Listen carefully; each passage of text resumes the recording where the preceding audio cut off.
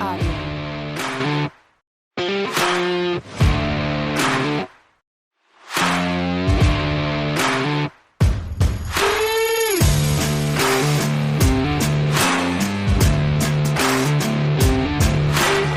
नमस्कार, आपका स्वागत है सिंस इंडिपेंडेंस में। मैं अभिजन आपके साथ। आज हमारे साथ स्टूडियो में मौजूद है मिसेस मेघा गौर, जो कि 9 साल से आरसीए वुमेन सिलेक्शन कमेटी की चेयरपर्सन रह चुकी है और इसके अलावा अभी वो इंडियन रेलवे सिलेक्शन कमेटी की मेंबर हैं। आज हम इनसे जानते हैं वुमेन्स क्रिकेट टीम को थोड़ा करीब से।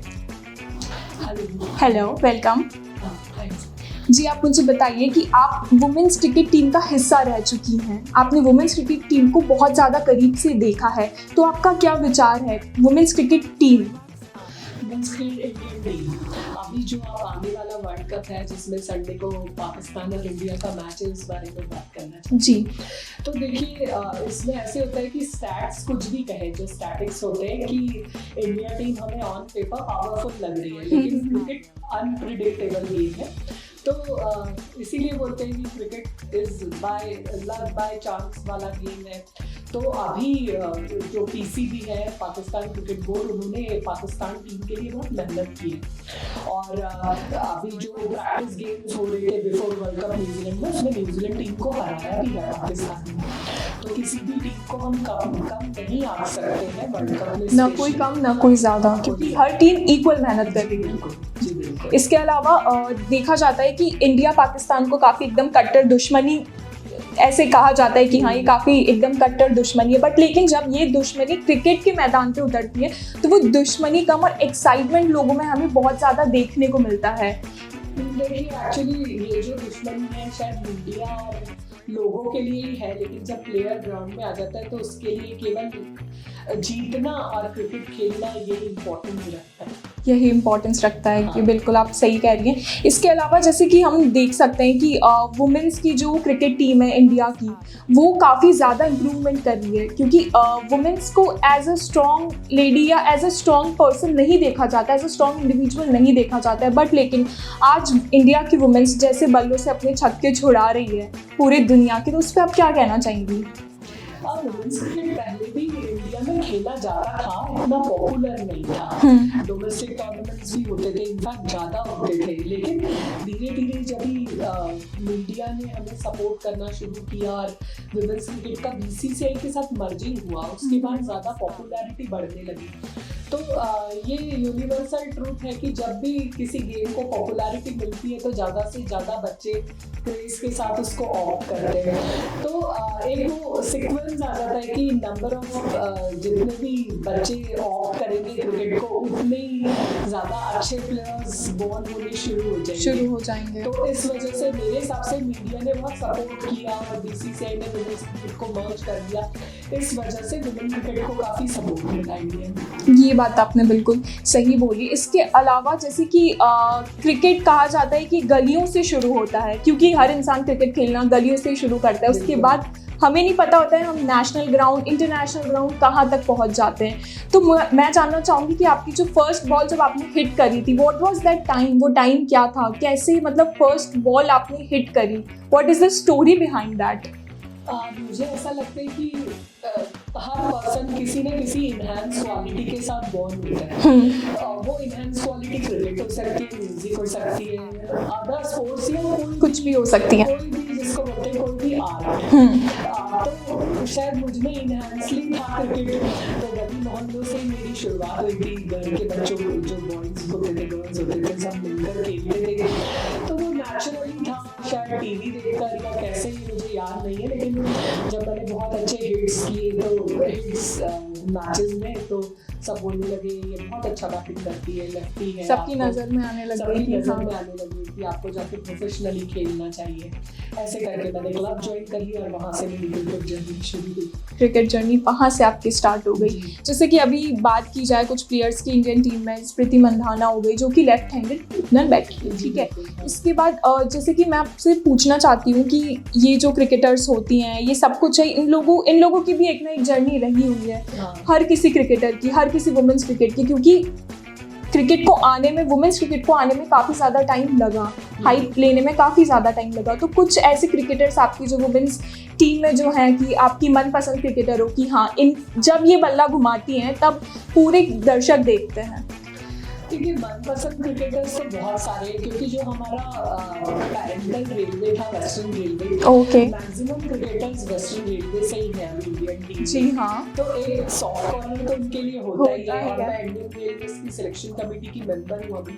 तो अभी हम सिकंदराबाद जब सिलेक्शंस के लिए गए थे इंडियन रेलवेज के, तो जो अभी जिन्होंने अभी इंडिया टीम में किया, मेघना एस मेघना और मेघना सिंह, ये दो बैट्समैन को मैंने प्रैक्टिस उसमें बहुत करीब से देखा, तो बहुत हार्ड वर्किंग है। और एक्चुअली मेघना सिंह ने तो बहुत ये पूरे डोमेस्टिक ईयर में बहुत अच्छा परफॉर्मेंस किया। चैलेंजर ट्रॉफी हो, चाहे सीनियर वनडे ट्रॉफी हो, वुमेन्स वनडे ट्रॉफी हो, मेरे हिसाब से उनकी 4 या 5 सेंचुरीज होंगी इस सीजन में। तो एक उनका सिलेक्ट होना मतलब उनको रिवॉर्ड मिला उनके परफॉर्मेंस का। और एक हरमन का फॉर्म अभी प्रैक्टिस मैचेस में उन्होंने बहुत अच्छा परफॉर्म किया। तो हरमन का फॉर्म इंडिया के लिए गुड न्यूज़ हो सकता है कि 2017 के बाद वो बहुत अच्छी प्लेयर है, पर बहुत नहीं कर पा रही थी वो, लेकिन उनका फॉर्म में आना एक हमें सपोर्ट देगा। मिताली तो एज ऑलवेज वो बहुत कंसिस्टेंट है, इवन डोमेस्टिक क्रिकेट में भी वो बहुत कंसिस्टेंट रही है। स्मृति मंदाना है, उसके अलावा स्नेहा राणा जो रेलवेज की अगेन ऑलराउंडर है, वो भी बहुत अच्छा कर रही है। अभी इंग्लैंड में जब ये लोग खेलने गए थे तो बहुत अच्छी परफॉर्मेंस रही। बट स्नेहा राणा बहुत स्ट्रगलिंग, मैंने उसका देखा है स्ट्रगलिंग पीरियड। ये होगी 2011-12 की बात, उसके बाद उसने 8 इयर्स के बाद कमबैक किया। 8 इयर्स के बाद क्रिकेट में कमबैक करना, या शायद हम कोई भी वर्क फील्ड हो उसमें कमबैक करना is a very big thing. Actually आपको कंसिस्टेंस और परसिस्टेंस होना पड़ता है। ये चीज़ आपने बिल्कुल सही बोली। मैं आपसे पूछना चाहूँगी कि जब आपने फर्स्ट आपका मैच कौन से ईयर में खेला था? मैंने 86 में खेला। दैट इज बैक इनटू 1986 और अभी है 2022। तो कुछ ऐसे मेजर डिफरेंसेस जो आपने खुद ने विटनेस किए कि 1986 में इट वाज लाइक दैट और अभी चीज़ें काफ़ी ज़्यादा डिफरेंट है, कैसे गैप आ चुका है, डिफरेंस आ चुका है? देखिए, हर एस्पेक्ट पे ही आया डिफरेंट। एक्चुअली 96 में जब इंडिया में वर्ल्ड कप था तो मेरा ACL टूटा था, नी इंजरी हो गया था मुझे, जिस वजह से मैं वर्ल्ड कप नहीं खेल पाई थी। लेकिन तब फिजियोथेरेपी इतना एडवांस नहीं था। हम एक किसी वेन्यू पर मिले थे, मैं मिताली के साथ। तो मिताली ने मुझे वही बताया कि जब इस स्मृति मंदाना बिग बैश खेल रही थी वर्ल्ड कप से पहले ऑस्ट्रेलिया में, उसको भी ACL इंजरी हुआ था। लेकिन उस वक्त 2016 में इतना एडवांस हो गया था फिजियोथेरेपी और सब कुछ, जो स्पोर्ट्स मेडिसिन वो सब कुछ ने रिकवर कर लिया वर्ल्ड कप से पहले, और मैं नहीं कर पाई थी क्योंकि उस वक्त वो फैसिलिटीज टेक्नोलॉजी का डिफरेंस आया है। टेक्नोलॉजी का आया है, बहुत सारे कैमरास, वीडियोस, बहुत करीब से देखना, हर चीज के लिए कोच है, ना bowling coach, batting coach, fielding coach, आपके हर फील्ड के लिए अलग, हर फील्ड के लिए अलग कोच है। हम कुछ भी खा लेते थे मैच से पहले। अभी हमारे जो टीम के साथ फिजियोस ट्रैवल करते हैं वो बहुत स्ट्रिक्ट कि आपको मीठा जो शुगर कंटेंट है वो मैच से पहले बिल्कुल लेना ही नहीं है, क्योंकि शुगर कंटेंट ऑफ करने से लेथार्जी हो जाती है बॉडी, आपको ड्राउजी डल फील होता है। कंटेंट खत्म कर दिया, फिर वो चीजें हम नहीं जानते थे। लेकिन फिर भी उस वक्त भी क्रिकेट हमेशा एंजॉयबल गेम रहा है अभी भी। देखा जाए तो अभी अगर हम लोग बात करें अभी की, तो अभी क्रिकेट जो एक भी क्रिकेटर होता है ना, उसके हर तरफ से हर एस्पेक्ट्स पे उस पर ध्यान दिया जाता है, भले वो फिजिकल हो, वो अगर आपको थोड़ा सा, आपका जो कोच होता है वो आपको इमोशनली भी पंप अप करते हैं दैट यू आर। बट पहले ये सब चीज़ें नहीं थी। पहले बस आपके पास ग्राउंड था and you have to go and you have to perform. ये पहले एजेंडा था जिस पे चलता था क्रिकेट। ऐसा होता है कि एडॉप्टेशन एक वर्ड होता है ना, तो ह्यूमन बीइंग का ये सबसे क्वालिटी नेचर है कि उसका एडॉप्टेशन बहुत अच्छा होता है। वो सर्कमस्टांसेस हो, चाहे वेदर हो, चाहे पॉजिटिविटी हो, चाहे नेगेटिविटी हो, एडॉप्शन किसी भी चीज़ का करता है वो। तो उस वक्त जो था उसमें एडॉप्टेशन था प्लेयर्स में, और अभी जो है उसके लिए एडॉप्टेशन है। एंड टाइम के साथ चीज़ें आगे बढ़ती रही एंड अडेप्ट करते रहे, उतने ही अच्छे से हमारे शो कह सकते कि हमें तो इतना फैसिलिटीज नहीं, हाँ, हम exactly. अपने बच्चों को भी दे रहे हैं तो प्लेयर्स को भी मिलनी चाहिए। मैं ये पूछना चाहूँगी कि जब आपने पहले क्रिकेट स्टार्ट किया था, that is back in too early 1986, that is like quite pretty, बहुत पहले की बात है, और आप अभी जो क्रिकेट खेल रही हैं, ठीक है, लोगों के नज़रिए में कैसे फ़र्क आया है? बहुत फर्क है। देखो, किसी भी चीज़ को पॉपुलर होने के लिए आपको कुछ अचीव करके उसमें दिखाना पड़ता है ना। अगर आपने कुछ अचीव किया तो पॉपुलैरिटी साथ में, जिसको बोलते हैं ना कि कोहॉरेंट आती है, तो वही फैक्ट है कि जब भी आपकी अचीवमेंट्स होगी और वो लोग देखेंगे तो उसके लिए बोलते हैं ना जागरूकता या क्रेज पैदा होता है। आप देखिए यूएस बहुत अच्छा बास्केटबॉल खेलता है, तो वहाँ पर बच्चों का सारे NBA और जो प्लेयर्स हैं उनके लिए क्रेज बहुत ज़्यादा है। इसमें अभी क्रिकेट स्टार्ट हुआ है, वहाँ पर तो है ही, वो लोग रग्बी और ये सब प्रेफर करते हैं। यूरोपियन कंट्रीज में फुटबॉल फेमस है क्योंकि उनके पास प्लेयर्स हैं। एक तरीके से कहा जाए तो स्पोर्ट्स अवेयरनेस उन लोगों में काफ़ी ज़्यादा है। नहीं, ऐसा नहीं है। अगर इंडिया नेशनल इंटरनेशनल लेवल्स पे अचीव करेगा तो वो इंस्पिरेशन तो होगा ही हमारे आने वाले यंगस्टर्स के लिए, बच्चों के लिए, तो वो उनको देखकर इंस्पायर हो सकते हैं कि भाई हमें भी ऐसे बनना है। आने वाली जो यंगस्टर्स हैं, बेसिकली मैं गौर करना चाहूँगी फीमेल क्रिकेटर्स पे जो कि सोच रही हैं ज्वाइन करने का कि हाँ हमें क्रिकेट में जाना है, तो उनके लिए आप एक क्या मैसेज देना चाहेंगी? एक तो आपकी सेल्फ वैल्यूएशन करेक्ट होनी चाहिए, एक कंसिस्टेंसी और परसिस्टेंसी जिसको बोलते हैं, ये दो वर्ड्स माइंड में लेकर चले, फोकस रहें और प्लीज प्लीज प्लीज पढ़ाई करें क्योंकि क्रिकेट अनप्रिडिक्टेबल है और उसके लिए पढ़ाई गिव अप कर देने का सबसे बड़ा डिसएडवांटेज होता है फीमेल्स के लिए। बिकॉज बहुत सी बार एक इंसान सोचता है कि हाँ मैं अपने पैशन को ही कंटिन्यू करता हूँ। जब भी कोई क्रिकेट स्टार्ट करता है तो वो कभी नहीं सोचता कि मुझे जॉब करनी है या मेरा ब्रेड बटर सिक्योर करना है। बच्चा उतना मेंटली मैच्योर होता नहीं है, वो तेंदुलकर को देख के तेंदुलकर ही बनना चाहता है, लेकिन हर कोई तो तेंदुलकर नहीं बन सकता है। लेकिन उसे अपनी पैरेलल पढ़ाई और दूसरा प्रोफेशन करते रहना चाहिए, एक सिक्योरिटी रहती है जिससे। ओके, और इसके अलावा जैसे कि हम लोग देखते हैं कि वुमेन्स क्रिकेट और मेंस क्रिकेट हमेशा कहीं ना कहीं देखा जाए तो मेंस क्रिकेट को थोड़ा ज़्यादा हाइप अप है। मेंस क्रिकेट हर किसी को पता है, मतलब लोगों में, बच्चों में, स्टूडेंट्स में, सब में जिसका क्रेज़ है मेंस क्रिकेट को लेके, वुमेन्स क्रिकेट को लेके नहीं है। इसके पीछे का एक ऐसा क्या रीज़न है जो कि आप फील करते हो कि हाँ मेंस और वुमेन्स में ये एक गैप है? वो गैप ना जो मेरा सोचना है वो गॉड ने ही बनाया है, क्योंकि हम लोग उतने पावरफुल नहीं है, दोनों का फिजिक अलग अलग है, मेन का भी वुमेन का भी। तो मेन ज़्यादा पावरफुल होते हैं, ये तो हमें स्वीकारना पड़ेगा, लेकिन ठीक है, हम भी अपने गेम में बेस्ट हैं। बट लेकिन वुमेन्स जितनी स्ट्रांग होती है उससे ज़्यादा वो कर रही है। देखिए, वुमेन्स इमोशनली और मेंटली बहुत स्ट्रांग हो सकती हैं, लेकिन जो मतलब गॉड का क्रिएशन है ये कि मेन और फैमिली तो उसमें वो बराबर फिर हमें भगवान से ही बोलना पड़ेगा कि या तो सेफ पावर के साथ हमें बॉन्ड करके भेजें। ठीक है, ये बात आपकी बिल्कुल सही है कि मेंस अपनी जगह, वुमेन्स अपनी जगह, पावर्स अपनी जगह, अपनी जगह।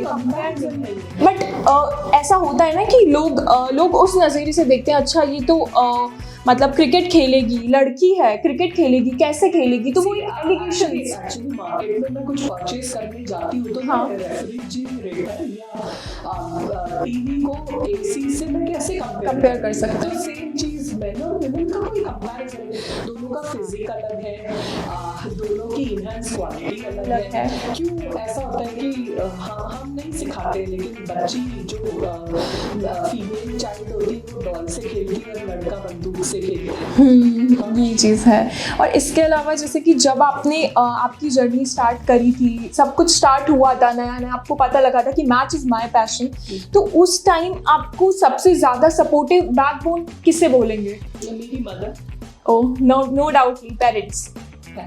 और उसके अलावा जैसे कि बहुत सी बार ऐसा होता है कि वी स्टार्टेड फीलिंग में गिव अप कि वो हर सिचुएशन में होता है, हर काम में होता है, भले मैच हो या कुछ भी हो, तो व्हाट वाज दैट फेज जिसने आपको एकदम रखा मोटिवेट की? गिव अप वो करते हैं जो मेंटली वीक होते हैं। आपको मतलब लाइफ ऐसा तो नहीं है कि अप डाउन्स नहीं आएंगे, अच्छा फेज आता है तो बुरा फेज भी आता है, लेकिन बुरे फेज में आप कितने मेंटली स्ट्रॉन्ग है उस पर डिपेंड करता है, आपके अच्छे फेज में आप कितने हम्बल है उस पर डिपेंड करता है। इसका मतलब ये कि जब हमारा अच्छा फेज हो, then the time when we have things, we have each and everything, to stay humble, stay grounded. इसीलिए बोलते हैं ना कि सक्सेस का सीढ़ी चढ़ना आसान है, लेकिन वहाँ पर स्टे करना मुश्किल। वो मुश्किल है। तो वो जो सस्टेनेबिलिटी होती है वो हमारे पॉजिटिव एटीट्यूड से होती है। आप मेंटली कितने स्ट्रॉन्ग हैं, आपका टफनेस क्या है, आपका हम्बलनेस क्या है,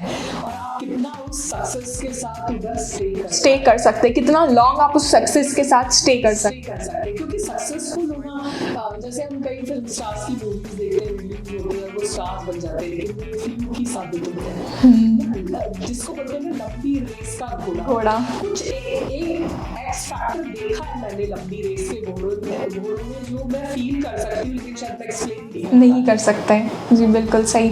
और इसके अलावा जैसे कि जब आपने इतना सब कुछ आप विटनेस कर रही थी, क्रिकेट चल रहा था, आपका क्रिकेट में पूरा आपका इंटरेस्ट और बढ़ता जा रहा था, सब कुछ चल रहा था, तो इस वजह से आपकी थोड़ा सा पर्सनल लाइफ अफेक्ट होना, या फिर शादी के पहले you are playing cricket and शादी के बाद भी यू आर इनटू, शादी के बाद भी मैंने 3-4 साल तक खेला क्रिकेट। That's really great. हाँ, लेकिन मुझे ऐसा लगता है कि बीइंग अ वुमन,